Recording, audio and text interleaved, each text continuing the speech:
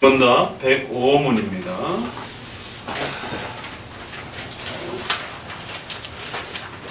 (105문) 주기도문의 5번째 간구는 무엇입니까? 첫 번째 간구는 우리가 우리에게 죄 지은 자를 사하여 준 것 같이 우리의 죄를 사하여 주시는 것이다. 이는 그리스도로 인해 하나님께서 은혜를 베푸사 우리의 모든 죄를 용서해달라는 기도입니다. 우리가 하나님의 은혜로 다른 사람의 죄를 진심으로 용서할 수 있었기 때문에 더욱 담대하게 간구하는 것입니다. 우리 자신과 관련해서 이제 일용할 양식 다음으로 우리의 영혼과 관련된 두 가지 내용이 소개가 됩니다. 하나는 죄의 문제이고 또 마지막 6번째로 소개되는 것은 바로 악한 영과의 또 이러한 싸움 속에서 우리가 실패하지 않도록 영적 싸움에 대한 부분들이 또 소개가 됩니다. 육신을 위해서 하나가 소개가 되어 있고 이처럼 또 우리의 영혼의 문제를 위해서 두 가지가 또 우리의 기도 제목으로 또 소개가 되어집니다. 5번째는 주기도문 중에서 또 가장 어려운 그러한 또 내용 중에 한 부분이기도 합니다. 이것은 분명 죄 용서와 관련해서 회개, 용서, 이런 죄사함에 대한 내용을 담고 있습니다. 우리가 용서받기를 원합니다. 우리의 죄를 용서해 주옵소서. 그래서 결론은 쉽게 이해되어지는데 우리의 죄를 용서해 주옵소서라고 이렇게 간단하게 할 문제를 앞문장에 우리에게 죄 지은 자를 우리가 용서해 준 것처럼 이 부분 때문에 이 5번째 기도 제목이 매우 어려운 것입니다. 가톨릭에서는 바로 이 문제를 가지고 결국 선행적 구원이라고 하는, 공로적 구원이라고 하는, 우리가 얼마만큼 우리의 이웃에게 선행을 행하고 용서를 베풀고 자비를 베푸는 만큼 그 비례 관계에서 그 정도만큼 하나님은 우리의 죄를 용서해 주시는 것이다 라고 이렇게 해석을 했습니다. 그래서 앞에 있는 이 문장을 조건절로 해석을 해서 뒤에 용서에 대한 결과를 그렇게 조건절로 맞춰가지고 우리가 남을 용서하고 선행을 베푼 만큼 우리에게 하나님의 구원과 은혜가 주어지는 것이다. 마치 내용원이 잘된 같이 그 요한 3서의 그 말씀을 조건절로 순복음교회에서 바꾸면서 결국 신앙의 본질이 흐려진 것처럼 이 5번째 기도 제목에 있어서도 로마 가톨릭은 이것을 조건절 형태로 바꾸어 나서 우리에게 죄 지은 자를 용서해 준다라면 하나님은 반드시 우리의 죄를 용서해 줄 겁니다 라는 식으로 해서 그렇게 변질을 시켰습니다.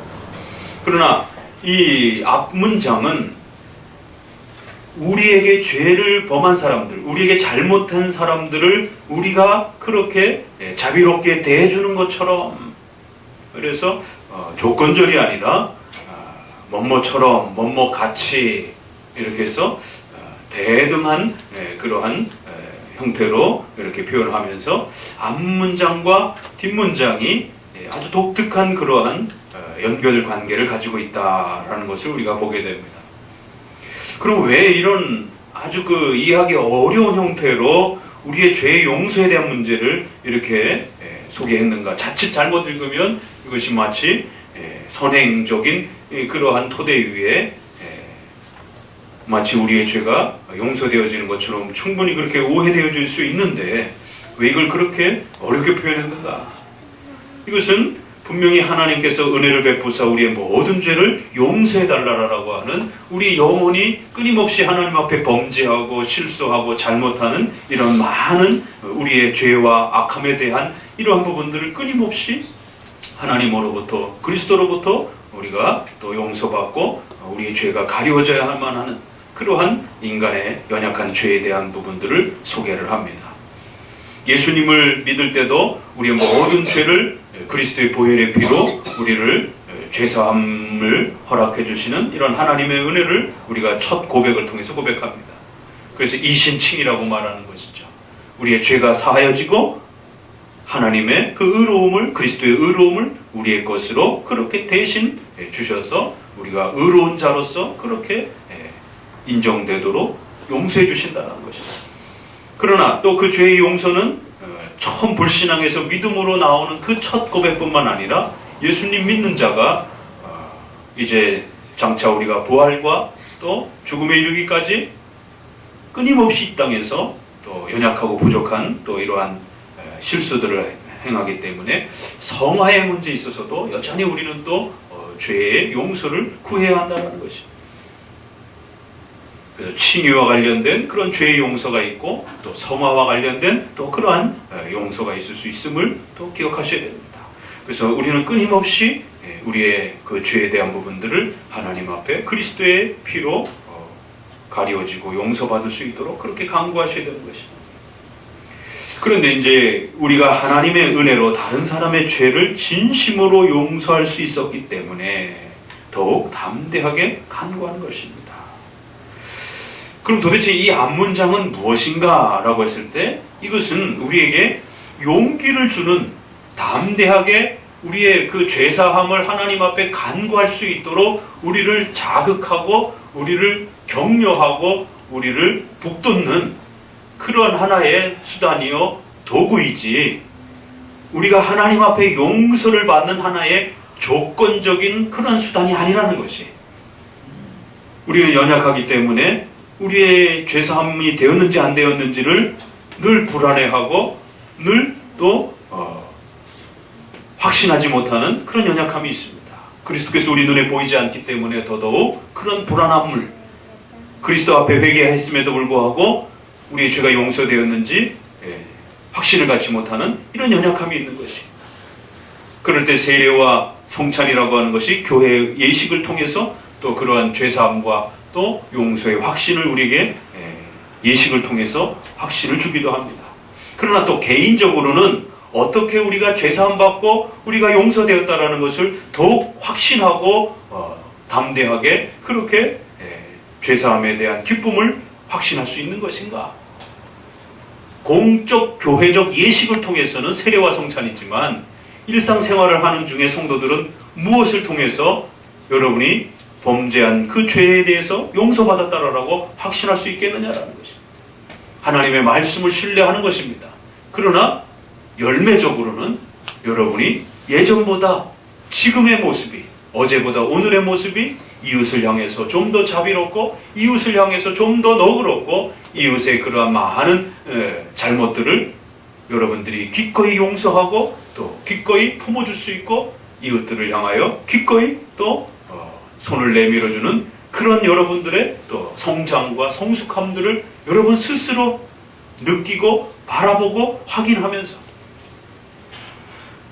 결국 우리가 그렇게 남을 용서하고 자비롭게 대할 수 있는 것은 우리가 그만큼 하나님 앞에 용서받고 더욱 성화되어져 가고 있다라고 하는 하나의 외적 증거라는 것이. 그래서 이것은 조건적인 것이 아니라 이것은 우리가 하나님 앞에 용서받았다라고 하는 것에 대한 더욱 큰 담대함과 용기를 우리에게 불어넣어 주시고 격려해 주셔서 우리가 이웃에게 자비롭게 대하는 우리 자신들을 바라보면서 우리가 내가 더 성숙했구나, 내가 더 성장했구나. 그래서 여러분들 더 확신을 가지시고 죄의 이 용서함에 대한 부분들을 마음에 간직하고 사시라고 그렇게 표현한 것입니다. 그러니까 참 이것은 성화에 대한 문제와 성도들의 그 죄사함에 대한 문제가 아주 절묘하게 그렇게 서로 연결되어 있는 것입니다. 이 얘기는 다른 이야기로 또 하게 되면 죄사함에 대한 문제들은 반드시 칭의에 있어서는 신앙에 대한 문제고 예수님을 믿을 건가 안 믿을 건가에 대한 그러한 죄사함에 대한 문제인 것이고, 예수님을 믿는 자들에게 있어서 죄사함의 문제는 성화의 문제라는 것입니다. 그래서 반드시 성도들의 이 죄에 대한 싸움들, 우리의 영혼이 하나님 앞에 범죄하여 그 성화 속에서 거룩함을 이루어가지 못하는 그런 우리의 부족함들에서 나타나는 이러한 죄사함의 이 문제들은 반드시 우리 개인의 영혼의 문제이기도 하지만 그것은 우리의 삶을 통해서도 표출이 된다는 것이. 죄를 짓는 것은 거의 대부분 여러분의 마음으로 범죄를 합니다. 그러나 또 그 마음의 범죄는 대부분 이웃들과의 관계 속에서 범죄가 일어납니다. 그 여러분 산속에서 혼자 가만히 앉아 있는데 범죄를 합니까? 물론 범죄하죠. 우리는 마음으로도 얼마든지 생각 속에 나쁜 생각들을 가지고 범죄를 할 수 있으니까. 그러나 우리는 일상생활의 삶 속에 들어가면서 가족과 사회와 직장 속에서 사람들하고 부딪히면서 살다 보면 결국 그 갈등과 부딪힘 속에서 더 많은 죄를 범하게 되는 것입니다.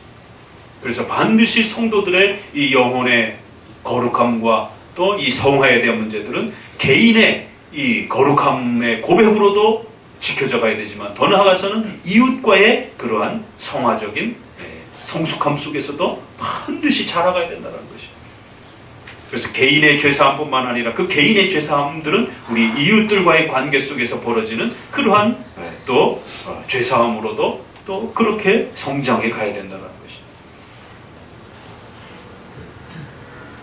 이 회개에 대한 문제가 오늘날 잘못 변질되어져서 신비주의를 통해서 잘못 변질되어져서 그저 기도를 통해서 자기 마음에 있는 죄에 대한 문제만 고백하면 다 된 것처럼, 그리고는 이웃과의 그 관계 속에서 트러블이 또 발생이 되어지는 이런 수많은 일들에 대해서는 별로 신경 쓰지 않습니다.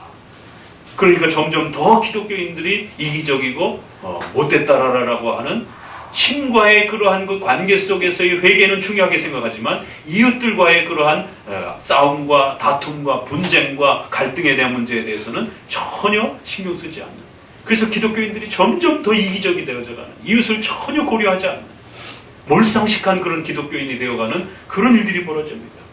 바로 이 다섯 번째는 개인의 영혼의 이 죄사함에 대한 문제와 함께 더불어서 인간은 반드시 그 삶을 통해서 이웃과 함께 살아가는 인격적 존재라는 것을 우리에게 가르치는 것이죠. 인간은 혼자 살아갈 수 없는 것입니다.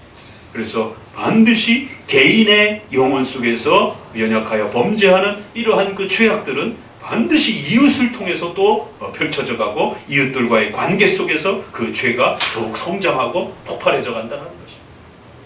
그렇기 때문에 이러한 영혼의 연약함들을 바로잡기 위해서는 내 개인적인 영혼의 연약함에 대한, 죄악에 대한 그 고백도 역시 중요하면서 그 죄악의 고백은 반드시 이웃들과의 관계 속에서 더욱 성숙해져가는 그러한 형태로서 우리의 영혼이 성장해 가야 한다라고 하는 또 이 주기도문의 정신을 우리가 배울 수 있게 되는 것입니다.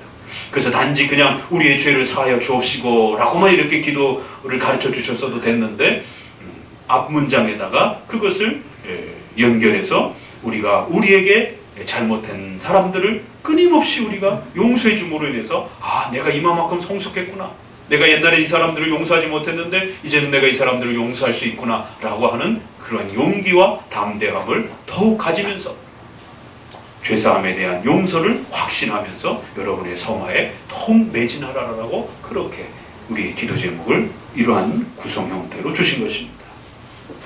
우리의 영혼은 이처럼 반드시 이 죄의 문제와 끊임없이 싸워가야 된다라고 이야기하고 있습니다. 그 죄의 문제는 내 마음에 내적으로도 범죄를 하지만 그 영혼은 반드시 우리 이웃들과의 관계 속에서 또 심각한 갈등을 일으키면서 죄를 범한다는 사실을 명심하셔야 됩니다.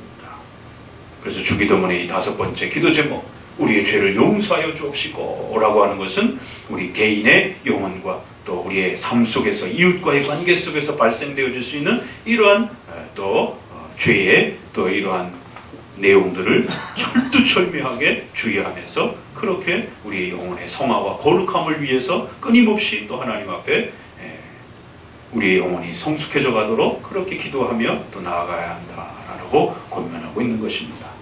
다섯 번째 내용을 잘 살피셔서 또 우리 성도들이 더욱 성화되시기를 주의 말씀으로 권면을 드립니다. 기도합니다.